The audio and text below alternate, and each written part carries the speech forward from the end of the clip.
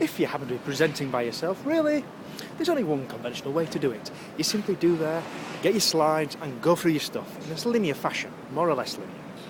However, Agile teams, if you're presenting as a team, there are much more options there.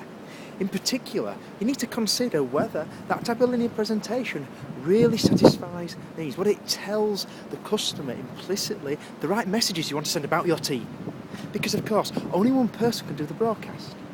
An alternative format would be a dialogue, one whereby you have a conversation between your team members. This is more difficult and requires much more confidence and preparation, but if you pull it off, it works really well. One thing to concentrate on, if you are going to try this dialogue style of team presentation, are the handovers.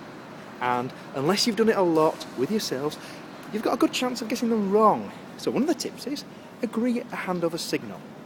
Something step forward, step back, something non-verbal, or that actually you'll call on somebody by name and give them some preparation about exactly what you're trying to talk about, because people don't like starting cold. You need to give them a hook so they can get into the dialogue, or else they'll fail and you'll stumble.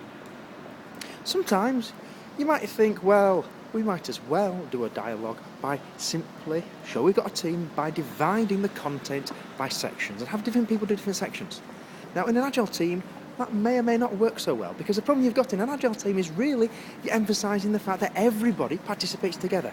So if you assign little bits of section and you had that type of handover, then what's going to happen is the customer's going to take away the message that there are certain experts, and only the experts on the team know those particular sections of code.